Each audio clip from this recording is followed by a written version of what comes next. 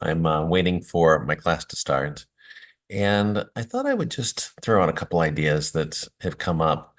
You know, one of the things that I've achieved in life, and I think it's really valuable, but I forget how much it's improved my life, is this idea of quieting the inner critic.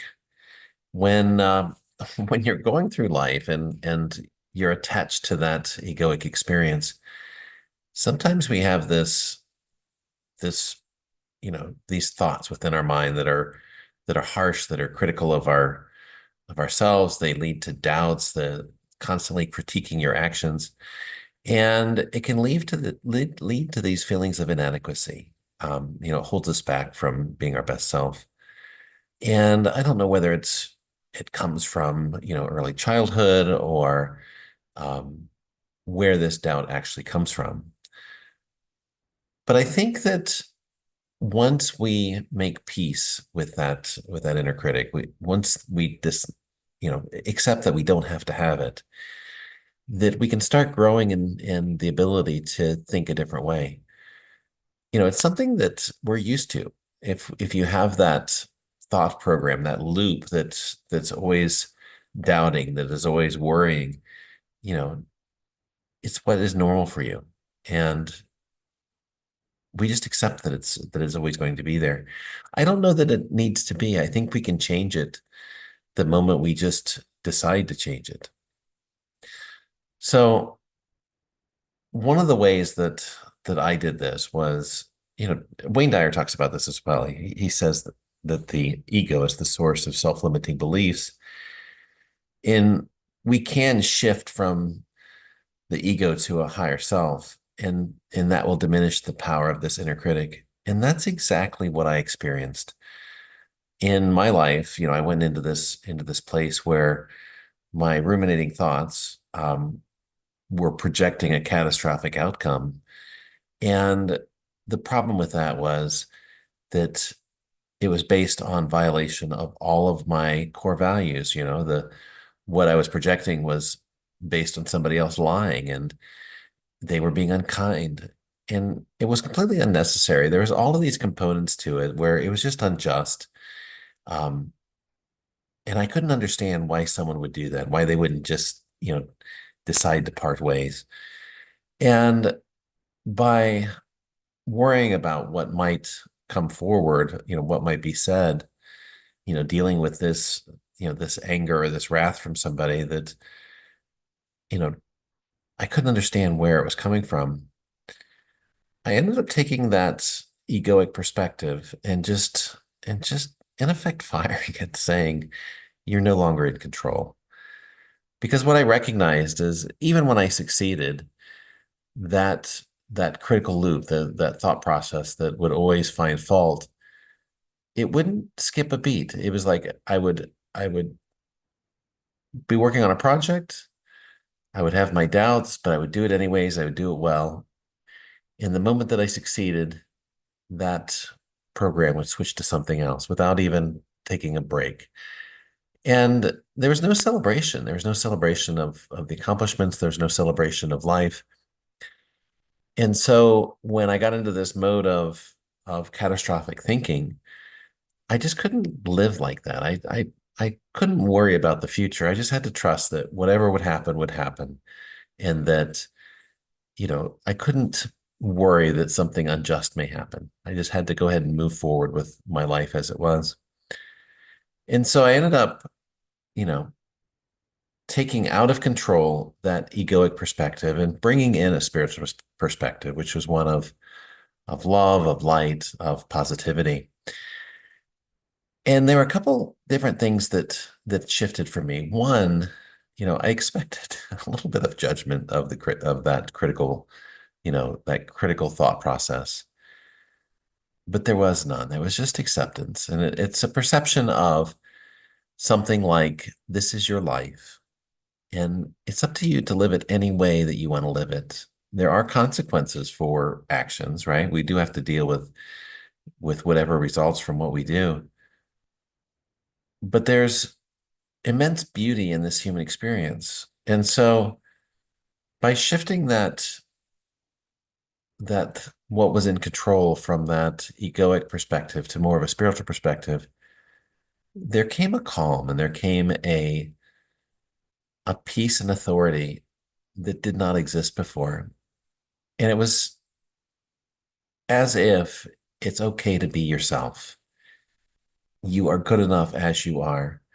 And you don't really need to do anything more than that.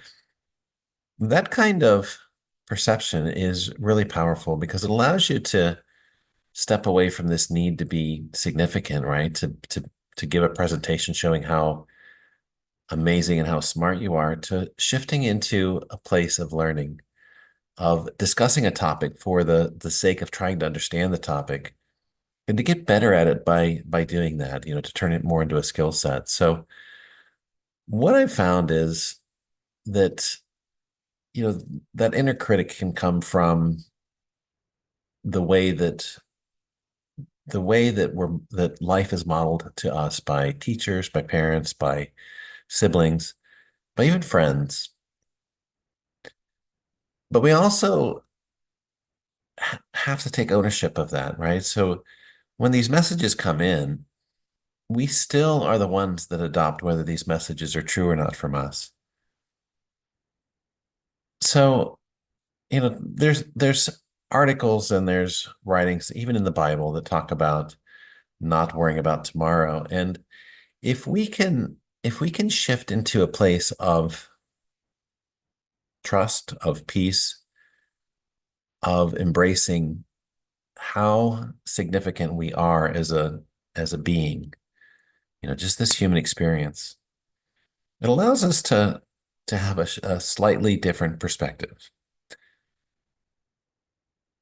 One of the things that I used when I was trying to discover this was mindfulness.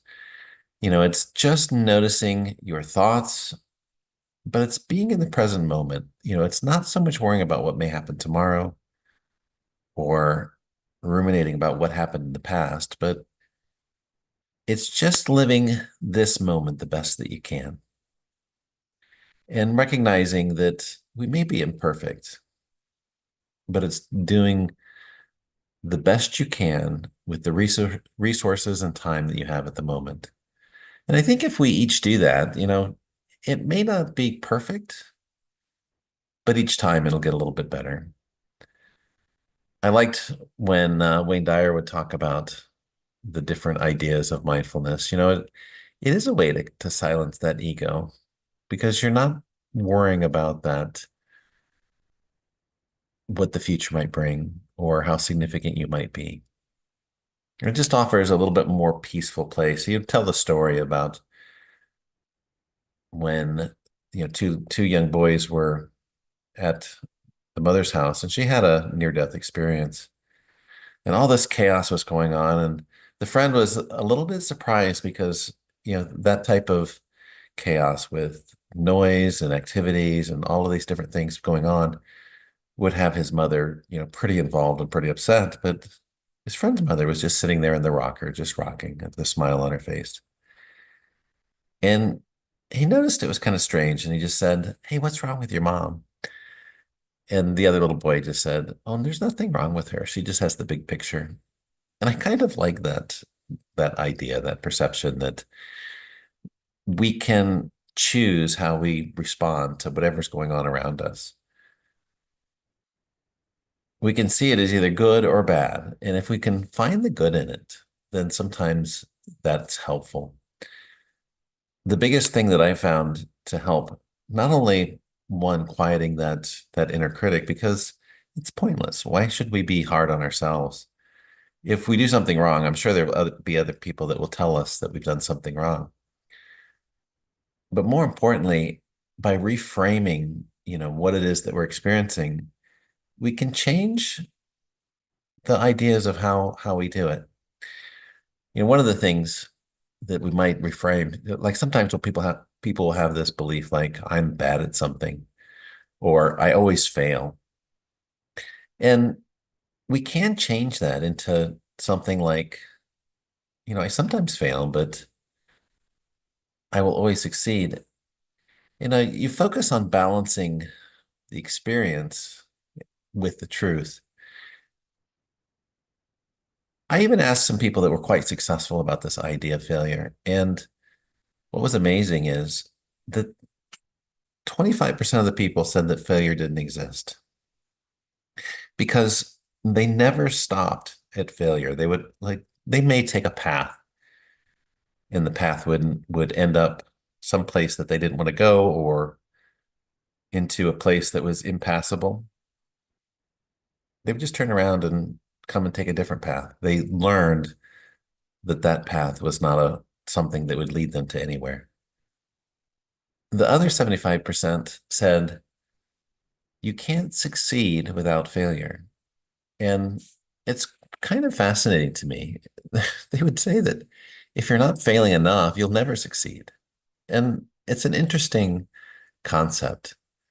How many people tell you that failure is bad? But in truth, failure is just when you stop and identify who you are based off of your last attempt. So, yeah, sometimes things don't work out, and sometimes it's better to not do that. But with a little bit of effort, a little bit of reframing, we can always do something different, always do something better. And the other thing about, that negative thought loop or that critical voice, it's not very kind, it's not very compassionate. And one of the best things that we can do is start practicing a little bit of self-compassion, being kind to ourselves. And what I found is that we actually train others to to interact with us the way that we interact with ourselves. The best thing that we can do is to be kind to ourselves and to be loving and to teach others how we want to be treated. And that's really important if we're talking about boundary setting, if we're talking about relationships. It's about having everything focused on this idea of love, of acceptance, respect. That's what will give the overall well-being for everybody. So I think, what I'm trying to share here is these are ideas towards peace. In my past, I lived in a place where I didn't have that security because I didn't know what I was going to be walking into in the home. And I wasn't happy. But what I found is happiness can be grasped the moment that you make the choice to find gratitude. It's just this idea of, happiness blooms from the seed of gratitude. And so slowly over time, it's finding something a little bit better and to improve the way that you see things, the way that you experience things, and to have just a little bit better each day. So that's all I wanted to share with you. I hope that that's helpful, and I hope you find a little bit of peace in your life. I appreciate you, my friends.